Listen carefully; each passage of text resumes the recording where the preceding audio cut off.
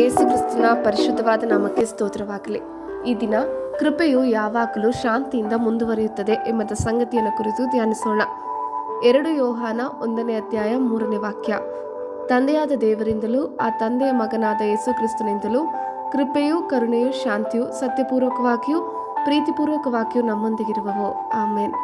Greek ಭಾಷೆಯಲ್ಲಿ ಕೃಪೆ ಮತ್ತು ಯಹೂದದಲ್ಲಿ ಶಾಂತಿ ಶುಭಾಶಯಗಳನ್ನು ಸಂಯೋಜಿಸುವ ಅಭಿವ್ಯಕ್ತಿಯು ನಮ್ಮ ವಿಶ್ವಾಸಗಳ ಅಡಿಪಾಯವನ್ನು ಸಂಕ್ಷೇಪಿಸುತ್ತದೆ. ಕೃಪೆ ಎಂದರೆ ದೇವರಿಂದ ಅರ್ಹತೆ ಇಲ್ಲದವರಿಗೆ ಕೊಡಲ್ಪಟ್ಟ ಅನುಗ್ರಹ. ಶಾಂತಿ ಎಂದರೆ ಯೇಸು ಕ್ರಿಸ್ತನಲ್ಲಿ ನಂಬಿಕೆಯ ಮೂಲಕ ದೇವರೊಂದಿಗಿನ ಸಂಬಂಧವನ್ನು ಪ್ರವೇಶಿಸಿದಾಗ ನಾವು ಅನುಭವಿಸುವ ಸಂಪೂರ್ಣತೆ ಮತ್ತು ಯೋಗಕ್ಷೇಮದ ಅರ್ಥ. ಕೃಪೆ ಯಾವಾಗಲೂ ಶಾಂತಿಯಿಂದ ಮುಂದುವರಿಯುತ್ತದೆ ಎಂದರೆ ಕ್ರೈಸ್ತ ನಂಬಿಕೆಯಲ್ಲಿ ದೇವರ ಕೃಪೆಯ ಅನುಭವ ಮೊದಲು ಬರುತ್ತದೆ. ಅದು ನಂತರ ಆಂತರಿಕ ಶಾಂತಿಯ ಅನುಭವಕ್ಕೆ ಕಾರಣವಾಗುತ್ತದೆ. ಮೂಲಭೂತವಾಗಿ ದೇವರಿಂದ ಕೃಪೆಯನ್ನು ಪಡೆಯದೆ ನೀವು ನಿಜವಾಗಿಯೂ ಶಾಂತಿಯನ್ನು ಹೊಂದಲು ಸಾಧ್ಯವಿಲ್ಲ.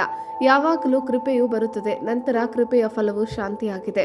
ಸತ್ಯವೇದ ಹೇಳುತ್ತದೆ, ನಾವು ಆತನ ಸಂಪೂರ್ಣತೆಯಿಂದ ಕೃಪೆಯ ಮೇಲೆ ಕೃಪೆಯನ್ನು ಪಡೆದುಕೊಂಡಿದ್ದೇವೆ ಮತ್ತು ಎಲ್ಲಾ ಗ್ರಹಿಕೆಯನ್ನು ಮೀರುವ ದೇವಶಾಂತಿಯನ್ನು ನಾವು ಹೊಂದಿದ್ದೇವೆ. ಆಮೆನ್. ನಮ್ಮ ಆರಂಭಿಕ ವಾಕ್ಯ 2 ಯೋಹಾನ 3ರಲ್ಲಿ ಅಪೊಸ್ತಲನಾದ ಯೋಹಾನನು ದೈವಿಕ ಪ್ರೀತಿಯ ಶುಭಾಶಯವನ್ನು ನೀಡುತ್ತಾನೆ. ಸ್ವೀಕರಿಸುವವರ ಮೇಲೆ ಕೃಪೆ, ಕರುಣೆ ಮತ್ತು ಶಾಂತಿಯನ್ನು ಬಯಸುತ್ತಾನೆ. ನಿರ್ದಿಷ್ಟವಾಗಿ ಈ ಆಶೀರ್ವಾದಗಳು ತಂದೆಯಾದ ದೇವರಿಂದ ಮತ್ತು ತಂದೆಯ ಮಗನಾದ ಕರ್ತನಾದ ಯೇಸು ಕ್ರಿಸ್ತನಿಂದ ಸತ್ಯ ಮತ್ತು ಪ್ರೀತಿಯಲ್ಲಿ ಬರುತ್ತವೆ ಎಂದು ಉಲ್ಲೇಖಿಸುತ್ತಾನೆ. ಈ ವಾಕ್ಯವು ಕ್ರೈಸ್ತ ಜೀವನದಲ್ಲಿ ಸತ್ಯ ಮತ್ತು ಪ್ರೀತಿ ಎರಡರ ಮಹತ್ವವನ್ನು ಒತ್ತಿ ಹೇಳುತ್ತದೆ. ನಿಜವಾದ ಕ್ರೈಸ್ತ ಸಹಭಾಗಿತ್ವ ಕ್ರಿಸ್ತನ ನಿಜವಾದ ಬೋಧನೆಗಳನ್ನು ಎತ್ತಿ ಹಿಡಿಯುವಲ್ಲಿ ಬೇರೂರಿದೆ ಮತ್ತು ಇತರರ ಕಡೆಗೆ ಪ್ರೀತಿಯನ್ನು ವ್ಯಕ್ತಪಡಿಸುತ್ತದೆ ಎಂಬುದನ್ನು ಎತ್ತಿ ತೋರಿಸುತ್ತದೆ. 2 ಯೋಹಾನ 3ರ ಬಗ್ಗೆ ಪ್ರಮುಖ ಅಂಶಗಳು. ಮೊದಲನೆಯದು ಶುಭಾಶಯ. ಇದು ಆರಂಭಿಕ ಕ್ರೈಸ್ತ ಪತ್ರಿಕೆಗಳಲ್ಲಿ ಪ್ರಮಾಣಿತ ಆರಂಭವಾಗಿದೆ. ಇದು ಸದ್ಭಾವನೆ ಮತ್ತು ಆಶೀರ್ವಾದವನ್ನು ಸೂಚಿಸುತ್ತದೆ. ಕೃಪೆ, ಕರುಣೆ ಮತ್ತು ಶಾಂತಿ ಈ ಪದಗಳು ದೇವರಿಂದ ಅರ್ಹತೆ ಇಲ್ಲದವರಿಗೆ ಕೊಡಲ್ಪಟ್ಟ ಅನುಗ್ರಹ, ಕೃಪೆ, ಕ್ಷಮೆ, ಕರುಣೆ ಮತ್ತು ಪರಿಣಾಮವಾಗಿ ಉಂಟಾಗುವ ಆಂತರಿಕ ಶಾಂತಿಯನ್ನು ಪ್ರತಿನಿಧಿಸುತ್ತವೆ. ಎರಡನೆಯದು ತಂದೆಯ ಮಗ. ಯೋಹಾನನು ಯೇಸುವಿನ ದೈವಿಕ ಪುತ್ರತ್ವವನ್ನು ಸ್ಪಷ್ಟವಾಗಿ ದೃಢೀಕರಿಸುತ್ತಾನೆ.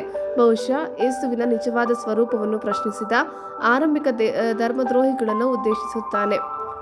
ಮೂರನೆಯದು ಸತ್ಯ ಮತ್ತು ಪ್ರೀತಿಯಲ್ಲಿ. ಈ ನುಡಿ ಕ್ರೈಸ್ತ ಜೀವನದಲ್ಲಿ ಸೈದ್ಧಾಂತಿಕ ನಿಖರತೆ ಮತ್ತು ಪ್ರೀತಿಯ ನಡವಳಿಕೆ ಎರಡರ ಅಗತ್ಯವನ್ನು ಒತ್ತಿ ಹೇಳುತ್ತದೆ. ವ್ಯಾಖ್ಯಾನದ ಪರಿಗಣನೆಗಳು. ಆರಿಸಲ್ಪಟ್ಟ ಮಹಿಳೆ. ಈ ಪತ್ರಿಕೆಯನ್ನು ದೇವರಾದುಕೊಂಡ ಮಹಿಳೆ ಎಂದು ಉಲ್ಲೇಖಿಸಲಾದ ಮಹಿಳೆಗೆ ಉದ್ದೇಶಿಸಲಾಗಿದೆ. ಇದನ್ನು ಸಾಮಾನ್ಯವಾಗಿ ಒಬ್ಬ ವ್ಯಕ್ತಿಯ ಬದಲು ಸಭೆಯ ಸಮುದಾಯಕ್ಕೆ ಸಾಂಕೇತಿಕ ಉಲ್ಲೇಖವಾಗಿ ಅರ್ಥೈಸಲಾಗುತ್ತದೆ.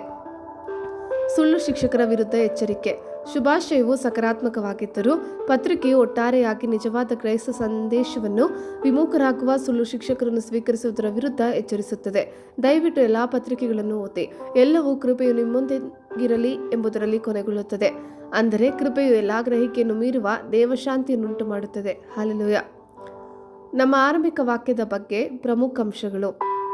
ಸತ್ಯವೇದದ ಆಧಾರ. ಈ ಪರಿಕಲ್ಪನೆಯನ್ನು ಹೆಚ್ಚಾಗಿ ಸತ್ಯವೇದದಲ್ಲಿರುವ ಸಾಮಾನ್ಯ ಶುಭಾಶಯದಿಂದ ಉಲ್ಲೇಖಿಸಲಾಗುತ್ತದೆ. ನಮ್ಮ ತಂದೆಯಾದ ದೇವರಿಂದ ಮತ್ತು ಕರ್ತನಾದ ಯೇಸು ಕ್ರಿಸ್ತನಿಂದ ನಿಮಗೆ ಕೃಪೆ ಮತ್ತು ಶಾಂತಿ. ಫಿಲಿಪ್ಪಿ 1:2ರಲ್ಲಿ ಕಂಡುಬರುತ್ತದೆ. ಅಲ್ಲಿ ಕೃಪೆಯನ್ನು ಶಾಂತಿಗಿಂತ ಮೊದಲು ಉಲ್ಲೇಖಿಸಲಾಗುತ್ತದೆ. ಕೃಪೆಯ ಅರ್ಥ. ಕೃಪೆಯು ದೇವರು ಮಾನವ ಕುಲಕ್ಕೆ ನೀಡಿರುವ ಅನರ್ಹರಿಗೆ ಕೊಡಲ್ಪಟ್ಟ ಪ್ರೀತಿ ಮತ್ತು ಅನುಗ್ರಹವನ್ನು ಸೂಚಿಸುತ್ತದೆ. ಇದು ಅವರ ನ್ಯೂನತೆಗಳ ಹೊರತಾಗಿಯೂ ಆತನೊಂದಿಗಿನ ಸಂಬಂಧವನ್ನು ಹೊಂದಲು ಅನುವು ಮಾಡಿಕೊಡುತ್ತದೆ. ಶಾಂತಿಯ ಅರ್ಥ. ಈ ಸಂದರ್ಭದಲ್ಲಿ ಶಾಂತಿ ಎಂದರೆ ದೇವರ ಕೃಪೆಯನ್ನು ಸ್ವೀಕರಿಸುವುದರಿಂದ ಬರುವ ಆಳವಾದ ಆಂತರಿಕ ಶಾಂತಿ ಮತ್ತು ಸಂಪೂರ್ಣತೆಯನ್ನು ಸೂಚಿಸುತ್ತದೆ. ಶ್ರೀಮಂತರಿಗೆ ಎಚ್ಚರಿಕೆ. ಈಗಿನ ಯುಗದಲ್ಲಿ ಐಶ್ವರ್ಯವಂತರಾಗಿರುವವರು ಅಹಂಕಾರಿಗಳಾಗಿರಬಾರದು. ಅನಿಶ್ಚಿತವಾದ ಐಶ್ವರ್ಯದಲ್ಲಿ ನಂಬಿಕೆ ಇಡಬಾರದು. ಬದಲಾಗಿ ನಮಗೆ ಎಲ್ಲವನ್ನು ಏರಾಳವಾಗಿ ಅನುಭವಿಸಲು ಕೊಡುವ ಜೀವಂತ ದೇವರಲ್ಲಿ ಭರವಸೆ ಇಡಬೇಕು ಎಂದು ಆಜ್ಞಾಪಿಸಿ, ಅವರು ಒಳ್ಳೆಯದನ್ನು ಮಾಡಲಿ, ಅವರು ಒಳ್ಳೆಯ ಕಾರ್ಯಗಳಲ್ಲಿ ಐಶ್ವರ್ಯವಂತರಾಗಿರಲಿ, ಕೊಡಲು ಸಿದ್ಧರಾಗಿರಲಿ, ಹಂಚಿಕೊಳ್ಳಲು ಸಿದ್ಧರಾಗಿರಲಿ, ಮುಂಬರುವ ಕಾಲಕ್ಕೆ ತಮಗಾಗಿ ಒಳ್ಳೆಯ ಅಡಿಪಾಯವನ್ನು ಸಂಗ್ರಹಿಸಲಿ. ಇದರಿಂದ ಅವರು ನಿತ್ಯ ಜೀವವನ್ನು ಹೊಂದಿಕೊಳ್ಳಬಹುದು. ನಂಬಿಕೆಯನ್ನು ಕಾಪಾಡಿಕೊಳ್ಳಿ. 1 ತಿಮೋತಿ 6ನೇ ಅಧ್ಯಾಯ 20-21ನೇ ವಾಕ್ಯ. ಎಲೈ ತಿಮೋತಿಯನೇ, ಜ್ಞಾನೋಪದೇಶವೆಂದು ಸುಳ್ಳಾಗಿ ಹೇಳಿಕೊಳ್ಳುವ ಬೋಧನೆಗೆ ಸಂಬಂಧಪಟ್ಟ ಪ್ರಾಪಂಚಿಕವಾದ ಆ ಹರಟೆ ಮಾತುಗಳಿಗೂ ವಿವಾದಗಳಿಗೂ ನೀನು ದೂರವಾಗಿದ್ದು ನಿನ್ನ ವಶಕ್ಕೆ ಕೊಟ್ಟಿರುವುದನ್ನೇ ಕಾಪಾಡು.